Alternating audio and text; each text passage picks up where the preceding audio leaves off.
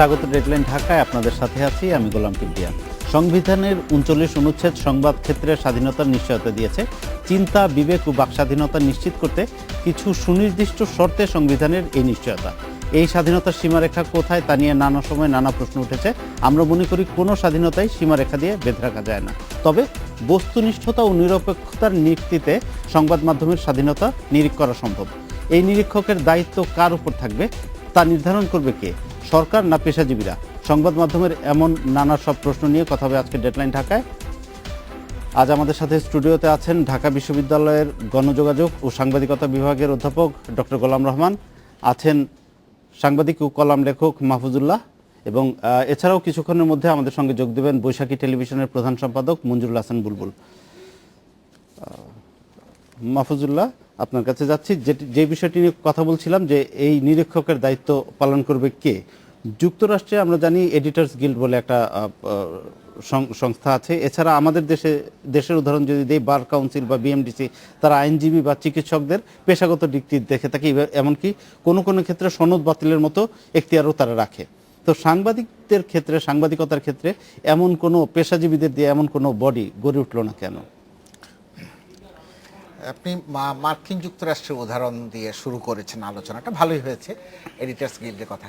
এই আজকে যেই সপ্তাহে আমরা আলোচনাটা করছি, এই সপ্তাহে আপনার প্রায় 50 বছর আগে, প্রায় না 50 বছর আগে 1964 সালে মার্কিন যুক্তরাষ্ট্রে সংবাদপত্রের মানহানি এসব নিয়ে একটা ঐতিহাসিক মামলা হয়েছিল, নিউ ইয়র্ক টাইমস বনাম সুলিভান। এবং সেই মামলায় আপনার আদালত এক ধরনের রায় দিয়ে সাংবাদিকদের স্বাধীনতাকে সংরক্ষণ করেছিল। এবং এটা কিছুদিন গত সপ্তাহে আমরাও আমাদের দেশে এই ধরনের ঝামেলায় পড়েছিলাম, সেটা একটা নিষ্পত্তি হয়েছে। এখন প্রশ্ন হচ্ছে যে এই যে আপনি প্রশ্নটা, এটা কিন্তু সারা পৃথিবী জুড়েই একটা সময় ছিল যখন এই সব প্রশ্নগুলো সামনে আসতো না, যে কারণে আজকে আবার নতুন করে এই প্রশ্নটা এসছে। এটা কিন্তু গত আপনার ধরেন 15 বছর বা 20 বছর সর্বোচ্চ সারা পৃথিবী জুড়ে নতুন করে এই বিতর্কটা সামনে এসছে যে সংবাদপত্রের স্বাধীনতা না মত প্রকাশের স্বাধীনতা।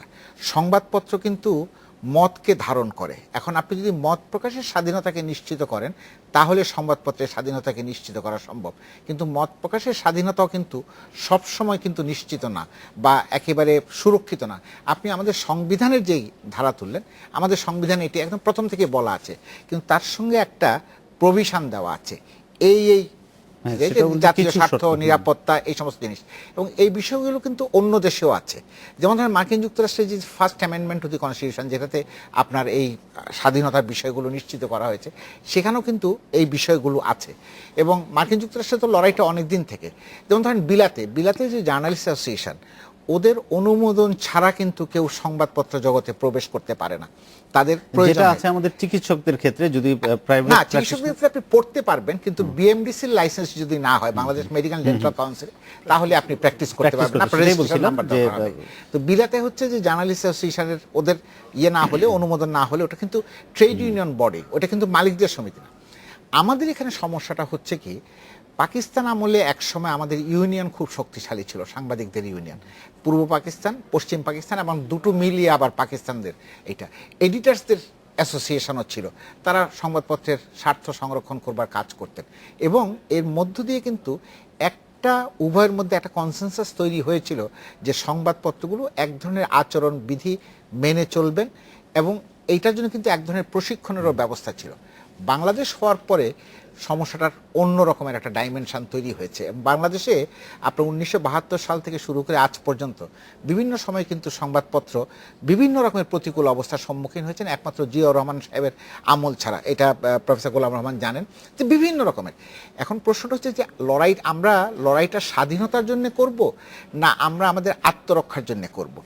আমাদের সাংবাদিকদের হয়েছে বাংলাদেশে একদিকে স্বাধীনতার জন্য লড়াই করতে হচ্ছে, আরেকদিকে আত্মরক্ষার জন্য লড়াই করতে হচ্ছে।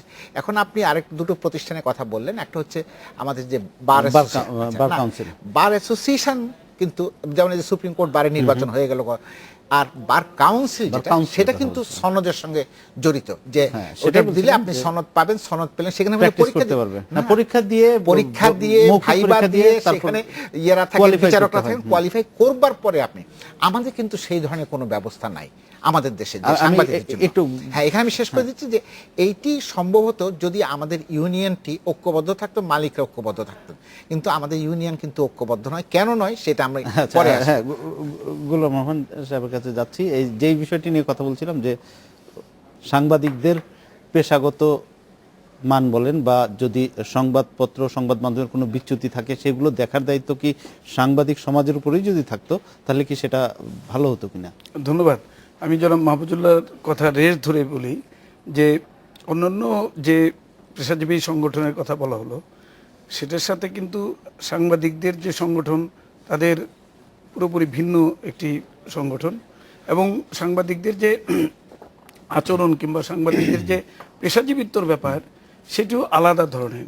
এটা এটা এটা এটা বোঝার জন্য আমাকে একটু পিছনে ফিরে তাকানো দরকার, এইভাবে যে সাংবাদিকরা কিন্তু সবাই সাংবাদিকতা পড়ে সাংবাদিকতা করতে আসেন না, এটা হচ্ছে এক নম্বর। দুই নম্বর হচ্ছে যে বিভিন্ন ব্যাকগ্রাউন্ডের থেকে, বিভিন্ন ব্যাকগ্রাউন্ডের পড়াশোনা থেকে তারা কেউ কেউ সাংবাদিকতা আসেন এবং সাংবাদিকতা ছেড়ে দেন, অন্য পেশায় যান, এরকম প্রচুর লোকজন রয়েছেন।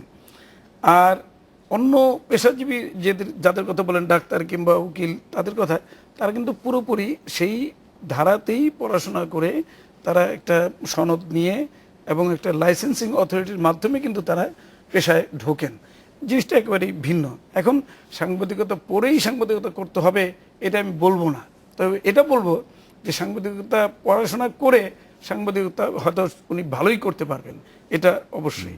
এবং অন্য অন্য ডিসিপ্লিনে পড়াশোনা করে এসে যতখানি না দ্রুত এগোতে পারবেন, সাংবাদিকতা পড়াশোনা করে হয়তো তিনি আরও বেশি দ্রুত এগোতে পারবেন।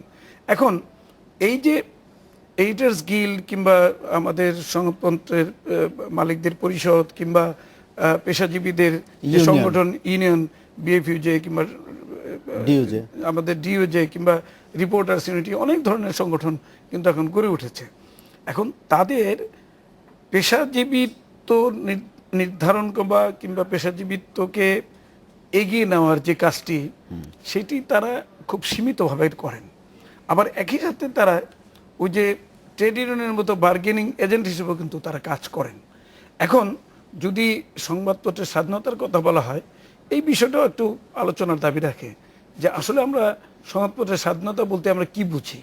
সংবাদপত্রের স্বাধীনতার বিষয়টা কিন্তু শুধু সাংবাদিকের স্বাধীনতা কিংবা সংবাদপত্রের মালিকের স্বাধীনতা কিংবা সম্পাদকের স্বাধীনতা, এই স্বাধীনতা কি যেটা বলছিলেন মাহফুজুল্লাহ, যেটা বলছিলেন মাহফুজ ভাই, যে এটা কি মত প্রকাশের স্বাধীনতা বা বাক স্বাধীনতা থেকে কি আলাদা? যে যদি আমরা সাংবাদিকের মত প্রকাশের স্বাধীনতা হয়, সেটা সাংবাদিকের স্বাধীনতা অবশ্যই সাংবাদিকতারও স্বাধীনতা, কিন্তু আবার সেই সাথে একটি সংবাদপত্রকে কিংবা সাংবাদিকের স্বাধীনতা বলতে গেলে একটি প্রাতিষ্ঠানিক স্বাধীনতা কথা বোঝাবে।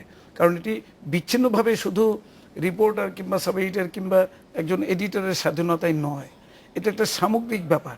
কারণ দেখেন যে তথ্য জানার অধিকার যেমন মানুষের আছে এবং সঠিক তথ্য জানার অধিকার আছে, সেখানে যদি সংবাদপত্র সঠিক তথ্য তুলে না ধরে যদি তারা কোনো বিকৃত তথ্য, সেই জায়গাটাতেই আসছিলাম যে বিকৃত তথ্য যদি উপস্থাপন করে তাহলে সেটা নিরীক্ষকের দায়িত্ব কার? সেখানে তাহলে স্বাধীনতার নাম করে কিন্তু সেখানে স্বাধীনতার অপব্যবহার হবে। হ্যাঁ, হবে। সেই অপব্যবহারটা কারা এটা নির্ধারণ করে?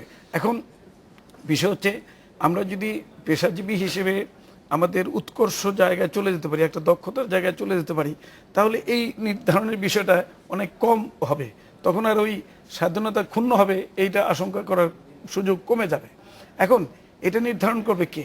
আমরা জানি যে সংবাদপত্রে এক ধরনের নীতিমালা থাকে, নৈতিক দিক বিবেচনায় থাকে, এবং সব সংবাদপত্রে লিখিত নীতিমালা নেই, এটা আমরা জানি। আমাদের দেশে কোনো কোনো কাগজের আছে, কিন্তু বড় বড় মানে বিভিন্ন দেশে মোটা দাগে কি এটা বলা যায় না? মোটা দাগে এটা বলা যায় না যে বস্তুনিষ্ঠতা যদি থাকে সেটাই তো হওয়া উচিত। একদম বস্তুনিষ্ঠতা, সত্যের উপর ভিত্তি করে সংবাদ প্রকাশিত হবে।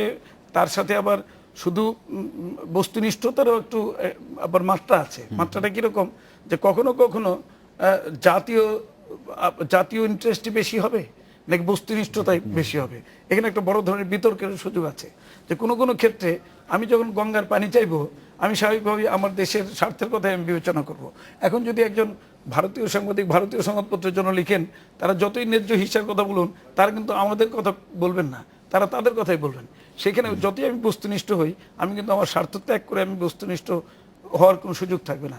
সেখানে ওই জাতীয় যে যে দায় দায়িত্ব এবং জাতীয় যে আমার অনুভূতি, যে অনুভব, সেটাই কিন্তু অস্বীকার করার কোনো সুযোগ থাকবে না। সেই সমস্ত ক্রিটিক্যাল ক্ষেত্রে বুঝতে হবে যে শুধু বস্তুনিষ্ঠতাই নয়, সংবাদ অবশ্যই প্রকৃত সত্যের উপর ভিত্তি করে হতে হবে এবং সেখানে মত প্রকাশের স্বাধীনতাও থাকবে। কিন্তু সেই মত প্রকাশের স্বাধীনতা এমন হবে না যা নাকি অন্যের স্বাধীনতাকে ব্যাহত করতে পারে, যেমন যে অন্যের স্বার্থকে আঘাত করতে পারে। এখন সবার স্বার্থ আপনি কিন্তু একসাথে মেনটেনও করতে পারবেন। এই ব্যাপারে একটু যাচ্ছি মাহফুজুল্লাহর কাছে। যেমন আমাদের দেশে সংবাদ প্রকাশের পর কেউ যদি সংক্ষুব্ধ হয়, তাহলে সে যাবে কোথায়? প্রেস কাউন্সিলের কাছে। এখন প্রেস কাউন্সিলের আমাদের ক্ষমতা কতটুকু, বা প্রেস কাউন্সিল যেটা করে সেটা যথেষ্ট কিনা, মাহফুজ ভাই আপনার কাছে আমরা আসবো এটা জানতে। একটা বিরতির পর। আচ্ছা, ঠিক আছে, নিচে একটা বিরতি, সাথেই থাকুন।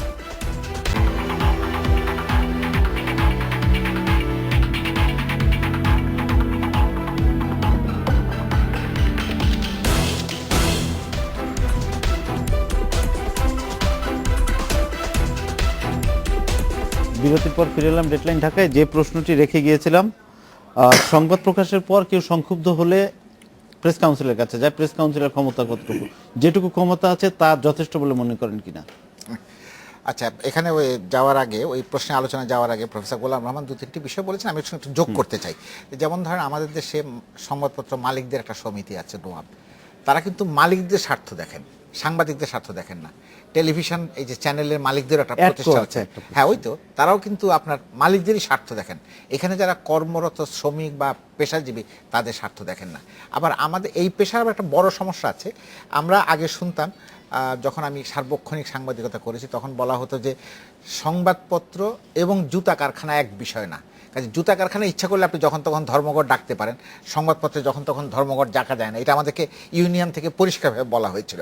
আর ওই যে সাংবাদিকরা কতখানি সত্য কথা বলবেন বা কতখানি অবজেক্টিভ হবেন, এইটাও কিন্তু এখন বিতর্কিত বিষয়। কারণ এমবেডেড জার্নালিজম যখন চালু হয়েছে ইরাক যুদ্ধের সময়, তখন কিন্তু সরকার যতটুকু চেয়েছে ততটুকু তথ্যই কিন্তু আপনার দেয়া হয়েছে।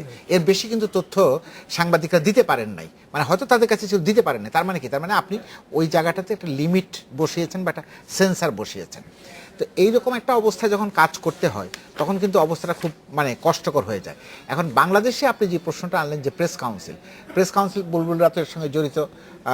প্রেস কাউন্সিল হচ্ছে কোয়াসি জুডিশিয়াল বডি।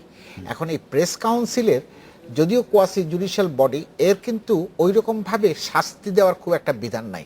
সর্বোচ্চ যেটা তারা করতে পারেন, তিরস্কার করতে পারেন, এবং যে রায়টা তারা দেবেন সেই রায়টি ওই সংশ্লিষ্ট সংবাদপত্রকে পুরোটা ছাপতে হয়। এখন লোকে সেখানেও আপনার যায় না, কারণ আমাদের এখানে হয় কি, এত বিলম্ব হয় সব কিছু নিয়ে। যেমন ধরেন আপনি যে নির্বাচনের সময় মারামারি করে কেন্দ্র দখল করে এমপি কেন হয়? খুব সিম্পল একটা কারণ আমার কাছে প্রথম যেটা মনে হয় সেটা হচ্ছে, আপনি মারামারি করে বিতর্কিতভাবে এমপি হয়ে যাবেন, তারপরে মামলা হবে, সেই মামলার ফয়সালা হবে, সংসদ শেষ হয়ে যাওয়ার পরে কিন্তু আপনি 5 বছর থেকে যাবেন বিরোধপূর্ণ আসনে। এটি সবসময় হয়ে এসছে। আর আমাদের পেশার একটা খুব বড় সমস্যা আছে, যেটা আমি সবসময় বলি রবীন্দ্রনাথের কথা দিয়ে, ঘরেও নহে পারেও নহে যেজন আছে মাঝখানে। সাংবাদিকতা পেশায় যারা, তিনি তার ঘরকেও সন্তুষ্ট করতে পারেন না, তিনি তার পাঠককেও সন্তুষ্ট করতে পারেন না। এটা মালিকের ক্ষেত্রেও প্রযোজ্য, শ্রমিকের ক্ষেত্রে আরও বেশি প্রযোজ্য। মানে শুধু যে বাংলাদেশের সমস্যা তা না, মার্কিন যুক্তরাষ্ট্র কিন্তু মানে সাংবাদিকদেরকে এই ধরনের সমস্যা ফেস করতে হয়। হয়তো ওখানে অর্থনৈতিক সমৃদ্ধিটা আছে বলে, একটা অর্থনৈতিকভাবে একটা সুস্থ অবস্থা আছে বলে তারা হয়তো বেশি সুযোগ সুবিধা ভোগ করেন। আমাদের এখানেও এখন অবশ্য আপনার অর্থনৈতিক অবস্থা কিন্তু হয়েছে।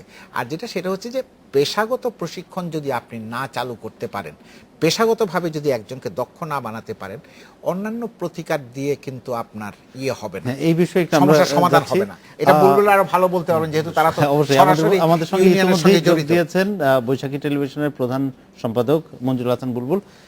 বুলবুল ভাই, এই প্রসঙ্গে আপনার কাছে শুনতে যাচ্ছিলাম, প্রেস কাউন্সিলের বিষয়ে কথা হচ্ছিল। আমি প্রথম বলি যে জন মাহফুজুল্লাহ যেখানে শেষ করেছেন তার সাথে আমি শতভাগ একমত, যে আপনি অন্য অনেক ডক্টর গোলাম রহমানরা ইউনিভার্সিটি থেকে গ্র্যাজুয়েট তৈরি করে দেন, সেটা কিন্তু গ্র্যাজুয়েশন, সেটা কিন্তু একাডেমিক ডিগ্রি, সেটার কম গুরুত্ব নেই, সেটা নিশ্চয়ই মানে শিক্ষার কিন্তু এক সাংবাদিকতার একটা ব্যবহারিক পেশা। তারা যে গ্র্যাজুয়েটদের তৈরি করে দেন, তারা আস্তে আস্তে তার প্রফেশনে প্রথম এসে তার শিক্ষক হয়, তার চিফ রিপোর্টার, তার নিউজ এডিটর। কাজে এবং প্রতিনিয়ত প্রশিক্ষণের মধ্য দিয়ে সে কোন শব্দটা ব্যবহার করা উচিত, কতটুকু তার সীমা রাখা। এখন মুশকিল হচ্ছে কি, যখন আমরা এই প্রশিক্ষণটা না নেই বা প্রশিক্ষণটার গুরুত্ব না দেই, তখন অন্যরা বলে যে সাংবাদিকদের নিয়ন্ত্রণের জন্য একটা রেগুলেটরি বডি করা যায় কিনা। সাংবাদিকদের জন্য কোনো রেগুলেটরি বডি হওয়ার দরকার আছে বলে আমি মনে করি না। সাংবাদিকদের রেগুলেটরি বডি হলো তার এডিটর, সাংবাদিকদের রেগুলেটরি বডি হলো তার চিফ রিপোর্টার, রেগুলেটরি বডি হলো তার নিউজ এডিটর। বাংলাদেশে একজন প্রতিষ্ঠান এবং প্রতিষ্ঠানের নীতিমালাও বটে। সেটা তো নীতিমালা তো প্রত্যেকটা প্রতিষ্ঠানে থাকবে, এবং আমরা আমাদের প্রতিষ্ঠান তুল্য কিন্তু সম্পাদক দেখেছি বাংলাদেশে, প্রতিষ্ঠান তুল্য বার্তা সম্পাদক দেখেছি, প্রতিষ্ঠান তুল্য চিফ রিপোর্টার দেখেছি।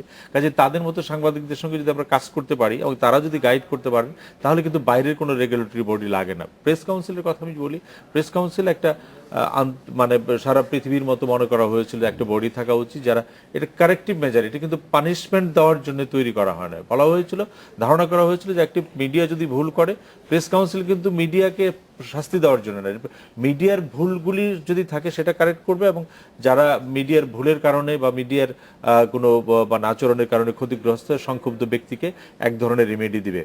কিন্তু আমরা তো বাংলাদেশের প্রতিষ্ঠান গড়ার চেষ্টা করি হয়তো, কিন্তু ধ্বংস করার ক্ষেত্রে আমাদের প্রবণতা অনেক বেশি। প্রেস কাউন্সিলের যেমন চেয়ারম্যান সম্পর্কে বলা আছে যে একজন উচ্চ আদালতের হাইকোর্টের বিচারপতির সমমর্যাদার কেউ এটার প্রধান, কিন্তু এর মধ্যে কেউ বলেন নাই যে ওই বিচারপতিটা রিটায়ার করার পরে তিনি যদি একটা রাজনৈতিক দলে যোগ দেন তাহলে তিনি হতে পারবেন কিনা। দেখা গেল আমরা সুযোগ নিয়ে একজন হাইকোর্টের রিটায়ার্ড বিচারপতি বটে, তিনি আবার একটা দলের সমর্থক হবে, তাকে আমরা চেয়ারম্যান বানিয়ে দিলাম, যার ফলে প্রাতিষ্ঠানিক মর্যাদা এখানে হানি হলো। সুপ্রিম কোর্টের কোনো প্রেস কাউন্সিলের কোনো সুয়েমেটের রোল নাই। বিএনপির নেতা জনাব এম কে আনোয়ার, তিনি খুব সংক্ষুব্ধ হয়ে তার অঞ্চলের একটি পত্রিকার বিশাল ফাইল আমাকে দিয়েছিলেন, এবং সেই পত্রিকার যা লেখা হয়েছে এটা কোনো বাজারের লিফলেটের মধ্যে লেখা হয় না। আমি তাকে বলেছিলাম যে আপনি প্রেস কাউন্সিলে যান না কেন। তিনি বললেন যে দেখেন, যে লেখা লিখেছে এটিতে তো আমার সুনাম হানি হয়েছে, প্রেস কাউন্সিলে এই লেখাগুলি নিয়ে আরো 3 মাস 6 মাস আলোচনা হবে, তারপর আপনি বইয়ে একটা লিফলেটের পত্রিকাকে তিরস্কার করবেন। আমার এটাতে যে টলারেন্স এই পর্যন্ত আছে এটা নাও থাকতে পারে, কাজে আমি আর গেলাম না সেখানে। কাজে প্রেস কাউন্সিলকে যোগোপযোগী করতে হবে, যতটুকু আছে ততটুকু তো করেই না, সুয়েমোটো জাজমেন্ট দেওয়া। এবং ইতিমধ্যে আপনাদের অবগতির জন্য জানাই যে প্রেস কাউন্সিলের আইন সংশোধন করার জন্য কিছু উদ্যোগ নেওয়া হয়েছে, যেখানে জরিমানা করা, ডিক্লারেশন বাতিলের জন্য সুপারিশ করা, অ্যাক্রেডিটেশন বাতিলের জন্য সুপারিশ করা, এবং আর্থিক দণ্ডবিধান করা, এইসব বিষয়গুলি নিয়ে কাজ হচ্ছে। আরেকটি কথা যেন মাহফুজুল্লাহ বলেছেন যে এটি কিন্তু সাংবাদিকতার খুব ব্যবহারিক সমস্যা এখন, যে আমরা বাংলাদেশের মিডিয়ার সাংবাদিকরা 1974-এর newspaper services and condition act দ্বারা পরিচালিত হতো, যার ফলে ওই যেটি বললেন অন্য ট্রেড ইউনিয়নের চাইতে, অন্য পেশার চাইতে একটা আলাদা ধরন ছিল। আমাদের হতো ওয়েজ বোর্ড, অন্যদের হলো মজুরি বোর্ড, কিন্তু হঠাৎ করে আমাদের শ্রম আইন সংশোধন করতে গিয়ে এই আইনটা বন্ধ করে দেওয়া হয়েছে, যার ফলে এখন সদরঘাটের যে শ্রমিক আর যে প্রথম আলোর সাংবাদিক যে শ্রমিক তার মধ্যে কোনো পার্থক্য নাই। আমাদের কিন্তু এখন আর ওয়েজ বোর্ড হয় না, আমরা মর্যাদা রক্ষার জন্য বলি লোকদেরকে যে ওয়েজ বোর্ড হয়েছে, আসলে কিন্তু ওয়েজ বোর্ড আসলে মজুরি বোর্ড। কাজে ওই যে মানে আমি অন্য শ্রম বা অন্য প্রতিষ্ঠানের শ্রমিকদের খাটো করছি না, কিন্তু জার্নালিস্টদের ট্রেড ইউনিয়নকে বা জার্নালিস্টদেরকে যেটা বলা হয়েছে প্রফেশন উইথ এ ডিফারেন্স, এই প্রফেশন উইথ এ ডিফারেন্স আর নাই কিন্তু। কাজে এই জায়গাটিতে আমি মনে করি যে এই মর্যাদা রক্ষার লড়াইয়ে আমাদের সাংবাদিকদের, সম্পাদকদের সংগঠন এরা যদি সবাই ঐক্যবদ্ধভাবে নিজেদের মর্যাদাটা নিজে রক্ষা করতে পারে, সেটি হলো সবচাইতে বড় মানে কাজ হবে। আর তার হলে আরেকটা প্রতিষ্ঠান তৈরি করা, সেই প্রতিষ্ঠানের মধ্য দিয়ে এটা রেগুলেট করা, এটা, এবং সেই প্রতিষ্ঠানের অধিকর্তা কারা হবেন, সরকার মনোনীত কয়জন। যেমন ধরেন এই যে সম্প্রচার নীতি নিয়ে কথা হচ্ছে, আমাদের তথ্যমন্ত্রী খুব আত্মতৃপ্তি বোধ করেন যে একটা সম্প্রচার নীতি হয়েছে, কিন্তু এটার যদি মানে আপনি কাঠামোটা দেখেন, কমিটির কাঠামোর মধ্যে 80% হচ্ছে আমলা, যারা আজকে পদাধিকার বলে সম্প্রচার বিশেষজ্ঞ, অর্থাৎ তথ্য মন্ত্রণালয়ে কাজ করেন এই জন্য সম্প্রচার। কালকে যদি তারা মানে আদম রপ্তানির মন্ত্রণালয়ে যান, তখন তারা এখানে কিন্তু বিশেষজ্ঞ পর্যায়ের মানুষ খুব কম, এবং যারা বিশেষজ্ঞ মতামত দিয়েছেন তাদেরগুলি গৃহীত হয় নাই। তো কাজে এই জায়গাগুলিতে আমি মনে করি যে প্রফেশনের মর্যাদা রক্ষার জন্য প্রফেশনাল বডিগুলিকে, সাংবাদিকদের ঐক্য একটা বড় জিনিস, প্রেস ক্লাব একটা বড় জিনিস, আর তার পাশাপাশি আমি মনে করি যে সিনিয়র সম্পাদক সাংবাদিক যারা আছেন, পেশাদার সিনিয়র সাংবাদিক সম্পাদক, মানে মালিক সূত্রে সম্পাদক সাংবাদিক না, যারা পেশাগতভাবে সম্পাদক সাংবাদিক হয়েছেন, তাদের নিয়ন্ত্রণের মধ্যে যদি কিছু করা যায় সেটা সবচেয়ে ভালো দিক হবে। না, বুলবুলের কথার সঙ্গে আমি দুইটা বাক্য একটু এমফাসাইজ করতে চাই। সেটা হচ্ছে বুলবুল সাংবাদিকতার লেখাপড়ার বিষয়টি এনেছেন, যেটি বিশ্ববিদ্যালয়ে পড়ানো হয়। সে ব্যাপারে আমার কোনো দ্বিমত নেই, কারণ আমি নিজেও ওই বিষয়ে পরবর্তী পর্যায়ে পড়াশোনা করেছি। কিন্তু তার সঙ্গে আরেকটা বিষয় আছে, এই পেশাটি এমন একটি পেশা, এর যে কষ্ট, বেদনা, দুঃখ, এটা কিন্তু শুধুমাত্র পুঁথিগত বিদ্যা দিয়ে বোঝানো সম্ভব না। ছোট্ট একটা ঘটনা বলি দর্শকদের সুবিধার্থে। আপনার তখন বিএনপি প্রথমবার যখন ক্ষমতায়, তখন বিএনপি সরকারের বিরুদ্ধে আপনার অনাস্থা প্রস্তাবে আনলো আওয়ামী লীগ। রাত্র 3টা পর্যন্ত সেই প্রস্তাব ফয়সালা হওয়ার সময় লাগলো। আমরা তখন একেবারে ফুল টাইম সাংবাদিক। 3টার সময় সংসদ ভবন থেকে অফিসে আসলাম, লিখলাম, তারপরে প্রেসে গেল, সেটা কারেকশন হলো। এখন এই যে কষ্টটা সারা রাত জাগা, মানে আপনি অভুক্ত অবস্থায় প্রায়, এইটা কোনো ক্লাসরুমে পাওয়া যায় না। আচ্ছা, আর দ্বিতীয় যেটা ওই যে আমি নিজে ব্যক্তিগত মনে করি যে প্রেস কাউন্সিলের শক্তি মানে দুর্বল হয়ে যাওয়ার পিছনে একটা বড় কারণ কিন্তু আমরা সাংবাদিকরা দায়ী। ইউনিয়নের বিভক্তি, এটা হয়তো বলবো, স্বীকার করবেন না, কিন্তু যখন ইউনিয়ন ঐক্যবদ্ধ ছিল তখন সাংবাদিকদের অধিকারের ব্যাপারে যত সহজ ছিল অধিকার আদায় করা। প্রেস কাউন্সিল বা অন্যান্য প্রতিষ্ঠান সব বিভক্তিটা সব ক্ষেত্রেই আসলে আমাদের ক্ষেত্রে, আমি অন্যখানে না, ধরেন বিএনপি তো বিভক্ত হয় নাই, আইনজীবী অ্যাসোসিয়েশন তো বিভক্ত হয়নি, আমরা বিভক্ত হওয়ার কারণে আমাদের এই জায়গাগুলো আমাদের দুর্বল হয়ে গেছে। এই জায়গাটাতে আমি যাচ্ছি একটু ডক্টর গোলাম রহমানের কাছে। এটা তো গেলে একটা দিক, আরেকটা দিক হচ্ছে বাস্তবতা, যে সাংবাদিকরা নানা সময় আমরা দেখতে পাচ্ছি যে সংবাদ সংগ্রহ করতে গিয়ে হেনস্থার শিকার হচ্ছে, নানা রকম আক্রমণের শিকার হচ্ছে। সর্বশেষ সম্প্রতি গত রাতে এক সাংবাদিক দম্পতিও এরকম একটা আক্রমণের শিকার হচ্ছে। এগুলোর কোনো প্রতিকার আমরা দেখি না, বা এরকম আক্রমণ কেন হচ্ছে? আমরা আপনার কাছে এই উত্তরটা নিব একটা বিরতির পর। একটা বিরতি নিয়ে আসি, নিচ্ছে একটা বিরতি, সাথেই থাকুন।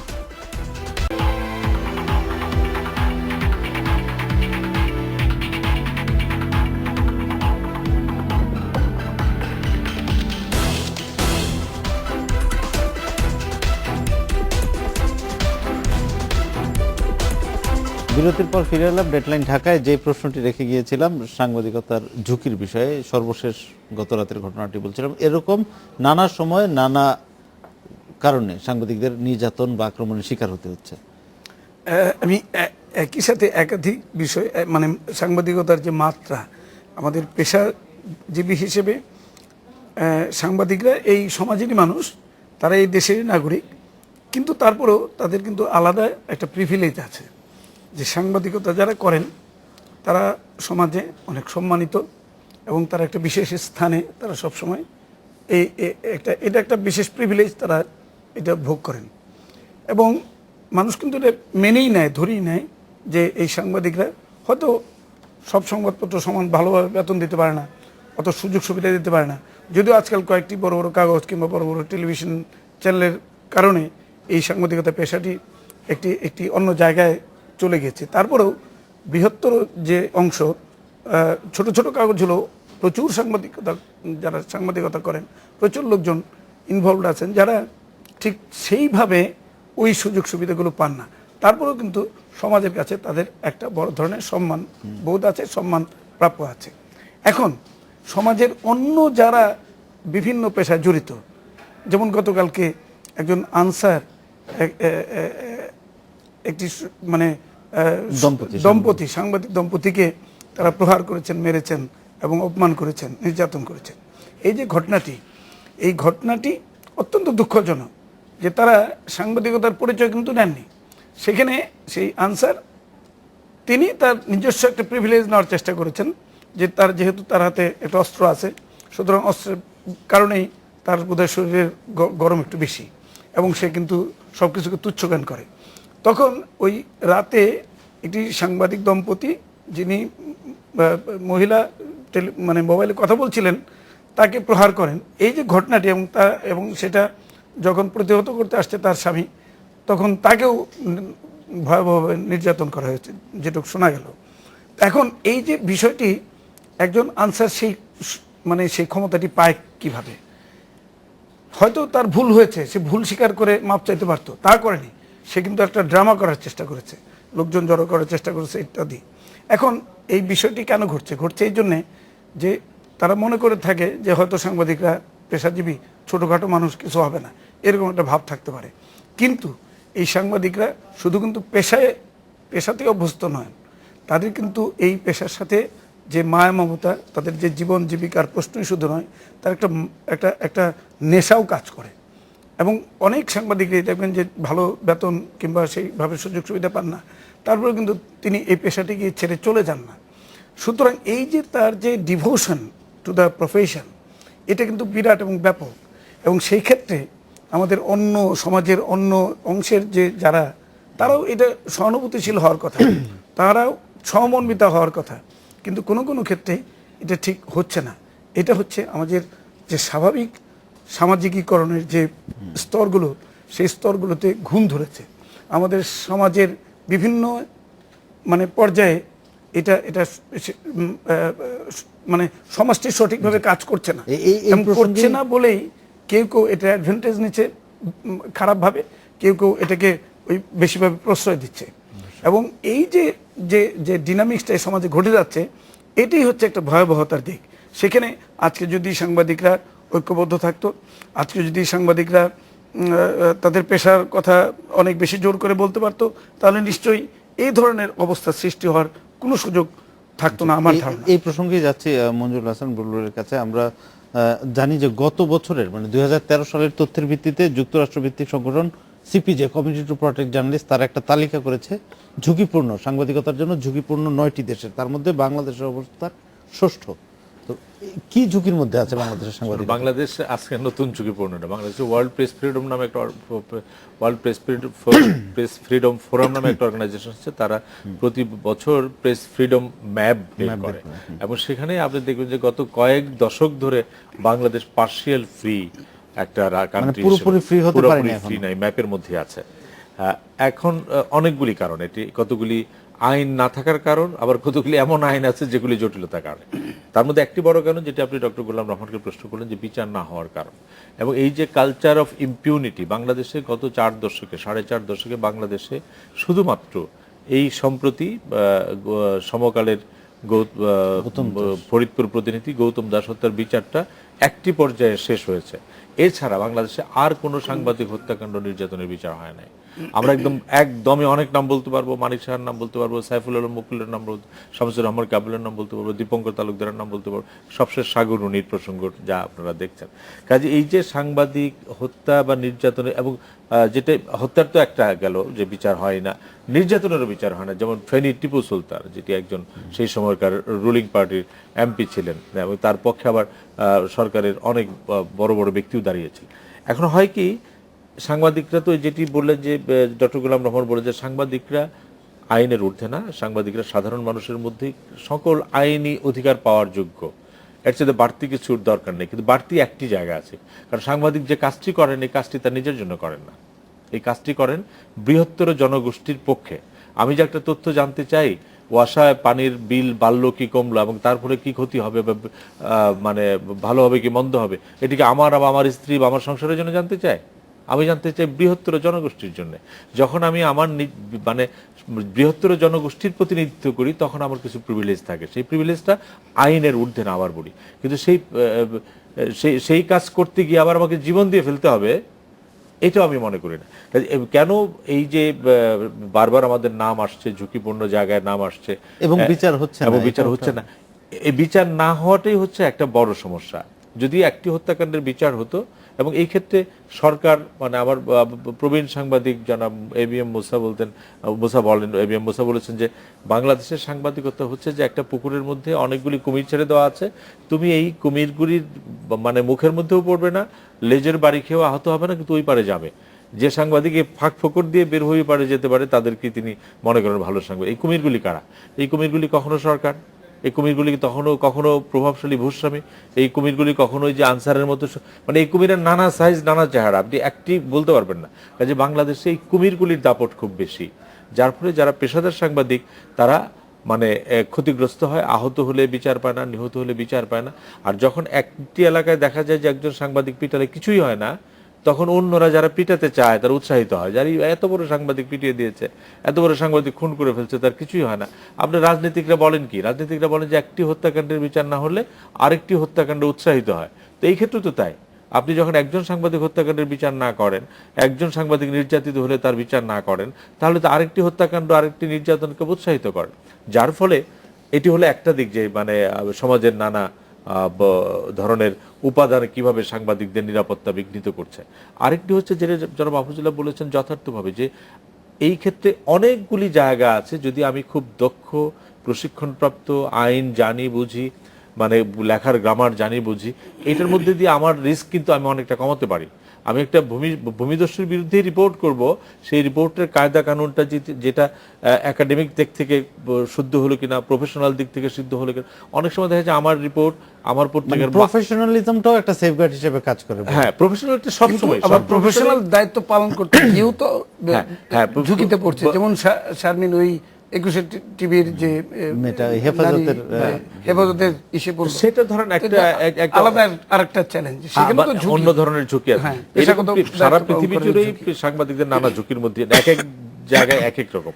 কিন্তু আমরা বাংলাদেশের প্রেক্ষিতে যেটা বলি, একটা হলো বিচার না হওয়া, হত্যা নির্যাতনের বিচার না হওয়া, এটি হলো একটা। আরেকটি হচ্ছে সাংবাদিকদের যে পেশাগত দায়িত্বের যে কথাটি আপনি বললেন, অনেক সময় দেখা যায় যে সাংবাদিক কখনো কখনো পত্রিকার বা গণমাধ্যমের মালিকের যে ব্যক্তি স্বার্থ, সেই স্বার্থের মুখপাত্র হয়ে যাচ্ছেন।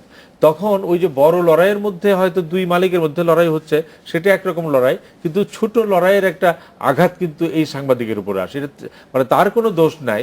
যেমন ধরেন ওই যে বড় লড়াইয়ের মধ্যে হয়তো দুই মালিকের মধ্যে লড়াই হচ্ছে, সেটা একরকম লড়াই, কিন্তু ছোট লড়াইয়ের একটা আঘাত কিন্তু এই সাংবাদিকের উপরে আসে। মানে তার কোনো দোষ নাই। যেমন ধরেন এরকম ঘটনাগুলো কিন্তু সামগ্রিকভাবেই সংবাদ মাধ্যমের সাংবাদিকদের ক্ষতিগ্রস্ত করছে। যে আপনি যেটা বলছেন যে একটা হলো পেশাদারিত্ব, এবং এই জায়গাটাতে আমি আবারও বলি যে আমার স্বীকার করতে হয়তো কষ্ট হয়, কিন্তু সাংবাদিকদের পেশাজীবী সংগঠনগুলি যদি শক্তভাবে এই জায়গাটাতে আমরা যেখানে দাঁড়াতে পেরেছি সেখানে কিন্তু আমরা সফল হয়েছি। যেমন আমরা ওয়েস্ট বোর্ডের প্রশ্নে দাঁড়াতে পেরেছি, আমরা সফল হয়েছি। আমরা আরো কিছু দাবির প্রেক্ষিতে দাঁড়াতে পেরেছি, আমরা কিন্তু সফল হয়েছি। কিন্তু কোথাও কোথাও আমরা দাঁড়াতে পারি না, সেটা অন্য বিতর্ক। সেই বিতর্ক করলে আপনার অনুষ্ঠানে শেষ করতে পারবেন না। কাজে ওইটা যদি আমরা করতে পারতাম, একটা হলো পেশাদারি দক্ষতা, আরেকটা হচ্ছে সাংবাদিক সংগঠনগুলির ঐক্য, এবং তারপরে হচ্ছে মানে এই যে হত্যাকাণ্ড নির্যাতনের বিচার নিশ্চিত করা, এই সবগুলি যদি আমরা করতে পারি তাহলে হয়তো আমরা অনেক দূর এগোতে পারি। আমরা অনুষ্ঠানের শেষ দিকে চলে আসি। দ্রুত বুলবুলের কয়েকটা বিষয়ের সঙ্গে যোগ করতে চাই। ওই যে আনসারের যে ঘটনাটি এসেছে গত রাত্রে, সেটা আমার কাছে মনে হয়েছে শুধু এই ক্ষেত্রে না, আর অন্যান্য ক্ষেত্রে এই ধরনের ঘটনা ঘটে। এইটি হচ্ছে আমাদের গভর্নেন্স কালচার যেটি আছে আমাদের দেশে, শাসনের যে সংস্কৃতি, সেইটা একটা বিকৃত পর্যায়ে আমরা পৌঁছে গেছি, যার ফলে এই আইন শৃঙ্খলা রক্ষাকারী বাহিনী কিন্তু কোনো নিয়ন্ত্রণের মধ্যে তারা থাকেন না। তারা মনে করেন তাদের কাছে যদি একটা পিস্তল থাকে বা একটা বন্দুক থাকে, সেটা দিয়ে তারা সবাইকে প্রজা মনে করেন। এটা হচ্ছে ওই গভর্নেন্স কালচারের কারণে। দ্বিতীয় হচ্ছে সাংবাদিকদের পেশাগত ঝুঁকি কিন্তু পৃথিবীর সব দেশে আছে, আমাদের দেশে এই ঝুঁকিটা আবার কিন্তু একটু ভিন্ন। মফস্বল বলতে আমরা যেটাকে বুঝি, মানে ঢাকার বাইরে যারা, তাদের ঝুঁকিটা কিন্তু আমাদের চেয়ে একটু বেশি। ঢাকায় যারা আছেন তাদের এই প্রসঙ্গে একটু বলে রাখি যে সাংবাদিক হত্যার ঘটনা যতগুলো ঘটেছে বেশিরভাগই ঢাকার বাইরে, কিন্তু বড় অংশ। সেটা কিন্তু আমাদের স্বীকার, হ্যাঁ নিঃসন্দেহে, আমি তো, কিন্তু আপনি স্বীকার করতে হবে এই বিষয়টি। ওইগুলো নিয়ে আমরা যতটা সরব হয়েছি, তার চেয়ে বেশি সরব হয়েছে কিন্তু ঢাকার সাংবাদিকদের হত্যাকাণ্ড, সাগর বিষয়টাতে। আর ঢাকা শহরে যারা সাংবাদিকতা করেন, আমরা কিন্তু খুব দ্রুত উচ্চ পর্যায়ে পৌঁছে যেতে পারি। মন্ত্রীকে আপনি ফোন করতে পারেন, প্রধানমন্ত্রীর কাছে যেতে পারেন, প্রেসিডেন্টকে। মফস্বলে কি হয়, ঢাকার বাইরে কি হয়, আপনার সর্বোচ্চ আপনি যেতে পারেন জেলা প্রশাসক, এর বাইরে যেতে পারি না আমরা। আর শেষ করে দিচ্ছি, আর ওই যে বললেন যে আমাদের কাজটা কিন্তু এমন ধরনের যে কাজের কারণেই কিন্তু আমরা অন্যদের থেকে একটা আলাদা মর্যাদা এবং বৈশিষ্ট্য দাবি করি। আমার কাজটি 24 ঘন্টা। এই মুহূর্তে যদি একটা বড় অগ্নিকাণ্ড ঘটে, অন্য কেউ কিন্তু সেখানে যাবে না, টেলিভিশন ক্যামেরা যাবেন, সাংবাদিক যাবেন, অন্যরা তো ঘুমিয়ে থাকবেন, আরাম করে। বাহিনীরও যেতে হবে। আমরা আমার ওই কারণে আমাকে মানে বিশেষ অবস্থান প্রয়োজন। আমরা অবশ্যই মনে করি যে সাংবাদিকরা তাদের পেশার দায়িত্বশীলতার সঙ্গে পালন করবে, এবং আমরা আমাদের পেশাকে আরো এগিয়ে নিয়ে যেতে পারবো। আমরা শেষ করছি, একদম শেষ পর্যায়ে চলে এসেছি। এই ছিল আজকে ডেডলাইন ঢাকায়। দেখা হবে আগামী শুক্রবার। ভালো থাকুন, সুস্থ থাকুন, শুভরাত্রি।